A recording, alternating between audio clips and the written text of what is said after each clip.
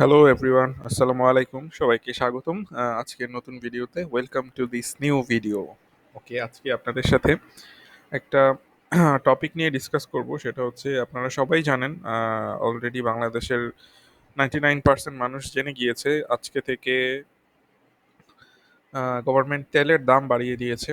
So আমরা একটু জানার চেষ্টা করব তেলের দাম বৃদ্ধির সাথে আমাদের শেয়ার মার্কেটের কোনো রিলেশন আদৌ আছে কিনা, এবং যদি কোনো রিলেশন থাকে তাহলে সেটার এফেক্টটা কীরকম হবে। তো ভিডিওটি শুরু করার আগে একটু বলি যে আপনাদেরকে আমার আজকের যে ডিসকাশনটা সেটা একেবারে র্যান্ডম একটা ডিসকাশন, টোটালি হচ্ছে সেন্টিমেন্টাল একটা অ্যানালাইসিস হবে। তো আহ, আপনারা ভিডিওটি যদি কোনো মন্তব্য করতে চান তাহলে আমি বলবো যে খুব ভালোভাবে শুনে তারপর মন্তব্য করবেন।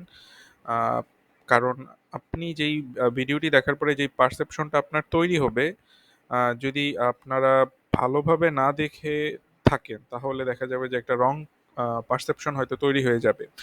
আমি আমার প্রিভিয়াস ভিডিওগুলোতে এই সেম জিনিসটা বারবার খেয়াল করছি। আপনারা কমেন্ট করছেন, হয়তো অল্প একটু দেখে তারপরে কমেন্ট করছেন, বাট আলটিমেটলি ফাইনাল মেসেজটা কি সেই জিনিসটা আপনারা বুঝতে পারছেন না, এবং একটা রং কনসেপ্ট নিয়ে যাচ্ছেন।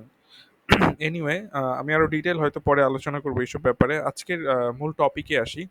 গভর্নমেন্ট আমাদের তেলের দাম বাড়িয়ে দিয়েছে, এবং এটা করাটা গভর্নমেন্টের এন্ড থেকে এছাড়া আমার মনে হয় না আর কোনো উপায় ছিল। আহ, আমরা বিগত কয়েক মাস ধরেই প্রায় $1 বিলিয়ন করে ভর্তুকি দিয়ে যাচ্ছিলাম, সাবসিডিয়ারি দিচ্ছিল গভর্নমেন্ট তেলের দামের ওপর। সেটাতে একটু হয়তো লাগাম টেনে ধরার চেষ্টা করেছে গভর্নমেন্ট। এছাড়া আসলে কোনো উপায় কোনো উপায় গভর্নমেন্টের নেই। অনেক ডিসকাশন হচ্ছে, ডিসকাশনের মধ্যে একটা মেইন পয়েন্ট যেটা গভর্নমেন্ট যেটা ভুল করেছে সেটা হচ্ছে যে যে কোনো দেশেই তেলের দাম বাংলাদেশের চেয়ে অনেক বেশি। তো বাংলাদেশের গভর্নমেন্ট হয়তো করতে পারতো অনেক আগে থেকেই অল্প অল্প করে 5 টাকা 10 টাকা করে প্রত্যেক মাসে বা 2 মাস 3 মাস পর পর বাড়াতে পারতো। ইউক্রেন যুদ্ধ শুরু হওয়ার পর থেকেই তো তেলের দামটা বৃদ্ধি পেয়েছে। সো এর আগে থেকে যদি গভর্নমেন্ট 1 মাসে 5 টাকা 10 টাকা করে বাড়াতো তাহলে আমার মনে হয় আমাদের সবার জন্য এটা অনেক সহনীয় পর্যায়ে থাকতো। এখন হঠাৎ করে এত 35 টু 50%, 35 টু 40% বেড়ে গিয়েছে তেলের দাম। সো এটা সবার জন্য টলারেট করাটা অনেক বেশি টাফ হবে। অন দিস নোট আমি আমি আসলে বলতে চাচ্ছি যে এই তেলের দাম বৃদ্ধিটা কিভাবে আমাদের মার্কেটে ক্যাপিটালাইজ হবে। ফার্স্ট অফ অল আপনাদের একটু টেকনিক্যাল জিনিস, যেটা আমার আগের ভিডিওগুলোতেও বলা আছে, সেই জিনিসটা একটু আবার বলি। মার্কেট বর্তমানে 6,300 পয়েন্টে রয়েছে। মার্কেটের ঠিক ওপরেই 6,350 থেকে 6,480 পর্যন্ত একটা সাপ্লাই জোন রয়েছে মার্কেটের। এবং মার্কেটটা তার ডায়াগোনাল যেই রেজিস্ট্যান্স ছিল সেটা ব্রেক করেছে। ব্রেক করার পরে একটা ছোট ক্যান্ডেল ক্রিয়েট করেছে। গতদিন কিছুটা বেড়েছে মার্কেট 12 পয়েন্টের মতো। তো এই যে বৃদ্ধিটা পেয়েছে, দেখেন, কিছুদিন আগেই বলেছিলাম যে মার্কেটটা আপনারা যা ভাবছেন স্কাই রকেট হয়ে যাবে, একেবারে উপরে চলে যাবে, ব্যাপারটা এরকম হবে না।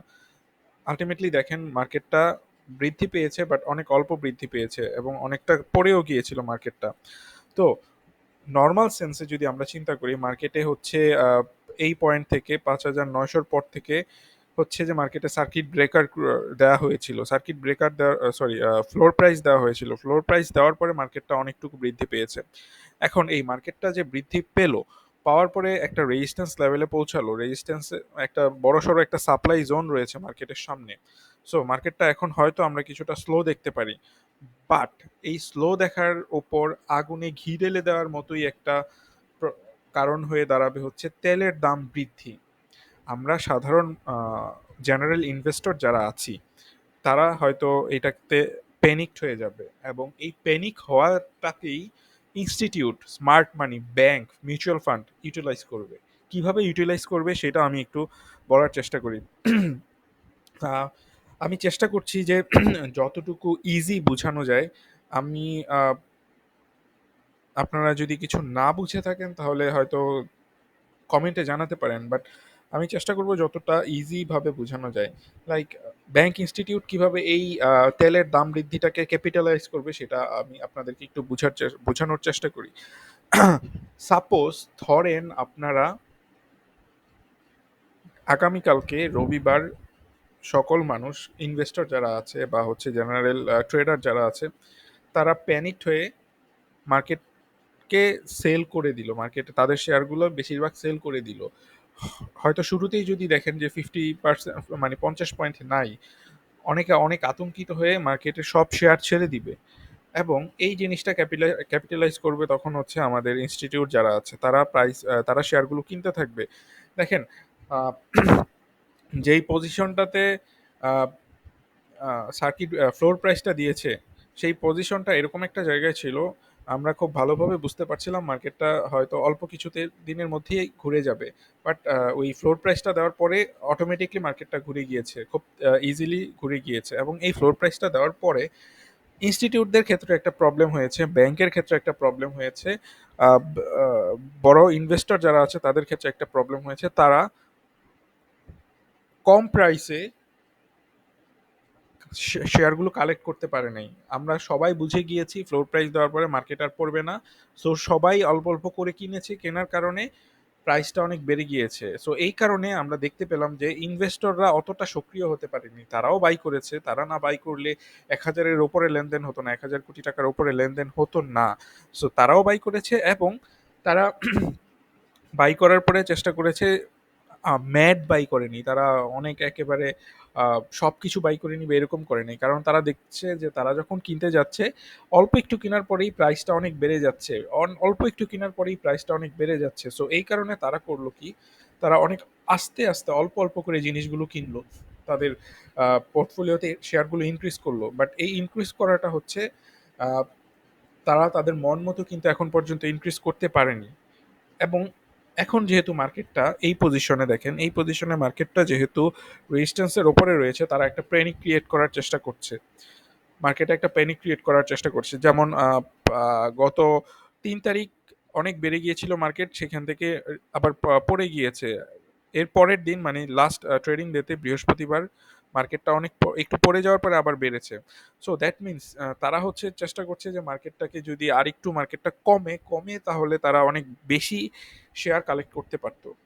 ইনস্টিটিউটের বা স্মার্ট মানির চিন্তা ভাবনাটাই থাকে এরকম, কম দামে কিনে বেশি দামে বিক্রি করা। তো এখন তাদের যেই চিন্তা ভাবনাটা, তারা আমি বলবো যে মনে মনে বেশ খুশিই হয়েছে। কারণ কি, যে যেহেতু সারা দেশে একটা প্যানিক ক্রিয়েট হয়ে গিয়েছে তেলের দাম ইনক্রিজ করার কারণে, তেলের দাম বেড়ে যাওয়ার কারণে যেহেতু একটা প্যানিক ক্রিয়েট হয়ে গিয়েছে অলরেডি। সো তারা এটাকে ক্যাপিটালাইজ করতে পারে সামনের দিনগুলোতে, এই জিনিসটা আমি আহ, আশঙ্কা করছি। আপনারা আপনাদের কোনো মতামত থাকলে জানাবেন, বাট আমার আশঙ্কাটা হচ্ছে তারা এটাকে ক্যাপিটালাইজ করতে পারে এইভাবে যে মার্কেটটা হয়তো আগামীকাল বা এর পরের দিন অনেকটা পরে যদি যায়, তাহলে আপনারা হুড়মুড় করে সব শেয়ার বিক্রি করে দিবেন এবং তারা সেই শেয়ারগুলো অনেক কম প্রাইসে নিয়ে নিবে। এবং তাদের এই নিয়ে নেওয়ার পেছনের আরেকটা যুক্তি হচ্ছে, তারা জানে যতই আপনারা সেল অফ করে দেন না কেন, শেয়ারটা একটা নির্দিষ্ট লেভেলের নিচে যেতে পারবে না, কারণ ফ্লোর প্রাইসটা অলরেডি দেয়া আছে। সো ফ্লোর প্রাইসের নিচে শেয়ারগুলো যেতে পারবে না। সো এর আগে তারা যেভাবেই পারুক, যতভাবেই পারুক না কেন, তারা একটা প্যানিক ক্রিয়েট করে শেয়ারগুলো যতটুকু সম্ভব ক্লিয়ার করে নিবে। এরপরে তারা যখন আবার হোল্ড করবে, তখন দেখা যাবে যে মার্কেটে শেয়ারের সাপ্লাই কমে গেছে, তখন আবার বাড়তে শুরু করবে। সো আপনাদের জন্য বা সবার জন্য বা আমি আমার নিজের জন্য মনে করি যে আগামীকালকের দিনটা অনেক ইম্পর্টেন্ট। একটু দেখতে হবে যে আমাদের মার্কেটটা কিভাবে বিহেভ করছে। সো মার্কেটটা যদি অনেক ভালোভাবে বিহেভ না করে, ধরেন একটা সেল অফ হয়ে গেল কালকে, সেল অফ মানে হচ্ছে যে অনেক বেশি পড়ে গেল, মার্কেটটা অনেক মাইর খেলো, সোজা বাংলায় যদি বলি, অনেক পড়ে যাওয়ার পরে আপনারা যদি আতঙ্কিত হয়ে সব শেয়ার বিক্রি করে দেন, তাহলে আমি বলবো যে এটা আপনাদের মানে খাড়ার উপর, মরার উপর খাড়ার ঘা হবে। যে এই জিনিসটা আপনারা কখনোই করবেন না। যতই সেল অফ হোক না কেন, আপনারা চেষ্টা করবেন যে শেয়ারগুলো আনলেস অনেক মেজর সাপোর্ট ব্রেক না করে, আপনারা শেয়ারগুলো বিক্রি করবেন না।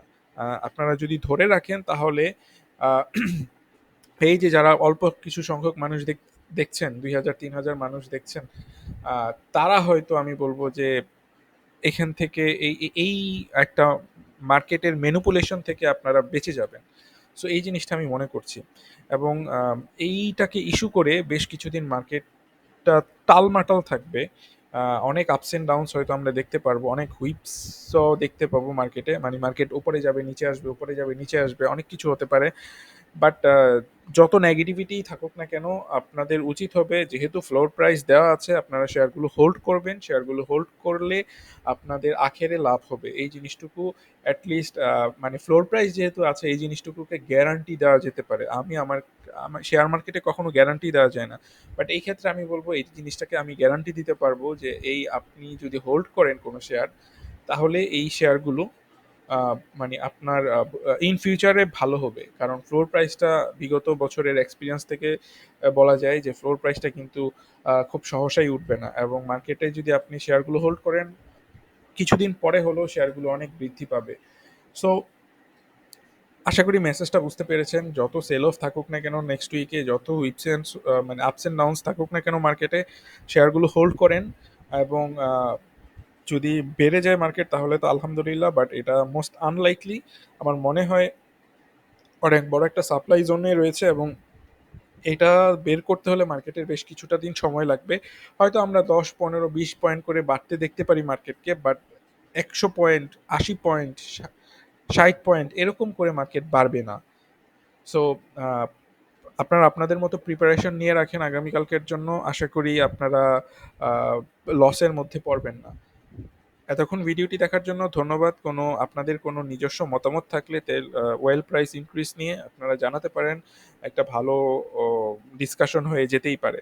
সো ধন্যবাদ, and thanks for watching again.